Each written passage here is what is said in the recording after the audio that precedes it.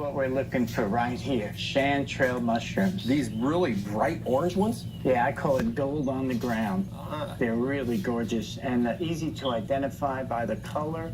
And because they have no gills underneath, Oh, yeah, it's smooth right here. yeah, and these are really delicious. They're a world-class choice mushroom. Really? And they're just growing in the middle of the woods? Right, they like these moist, damp areas. You know, one thing about mushrooms that just scares me to death are poisonous lookalikes. Are there any poisonous lookalikes to the chanterelle? Yeah, there are two that they say are poisonous. When we say poisonous, it'll make you sick. It won't kill you. Okay. They have gills.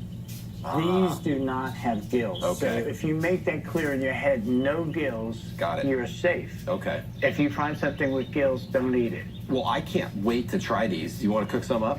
Let's do it. All right, perfect. So we're just spinning them over the fire. Nothing fancy here, right? Right, nothing fancy. Just get them nice and crisp and brown. I can see they're really sweating off moisture. Fungi thrive on moisture. That's how they grow. So that's all coming out. Yeah. Now, for someone who's never had a wild chanterelle before, is it smart for them just to kind of go head first into this whole bag? No, I think it'd be wise to start with one, cook it well, try it, and wait about an hour. See how you feel. That's good advice. It's the same thing I say about almost every wild edible. You just never know. Right.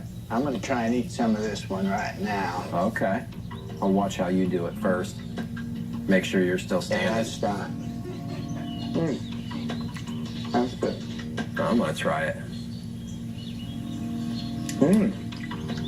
Delicious. Man, it's substantial, that's for sure. It's like chewing on a chunk of meat. And you can taste the moisture in it as well. It's good, too. And there's no salt, no pepper, nothing. It's just good all on its own. It really is a no-brainer. It's hard to screw up identifying this. Exactly, yeah. That's why chanterelles are my favorite. They're easy to identify. They taste delicious. And you just can't go wrong with chanterelles.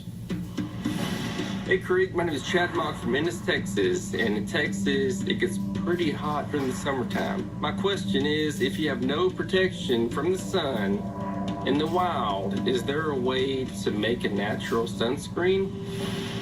Okay, Chad, so you're looking for a natural sunscreen. Well, I've got 3 options for you. The first one is really simple.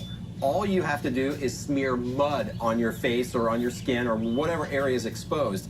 And it works really well for blocking the UV rays. But I can tell you firsthand that it's not comfortable and it comes off really easy, especially if it starts raining or you start sweating. Another really good option, these colorful chalky rocks are perfect for making a natural sunscreen. You can find these in any environment where there are rocks.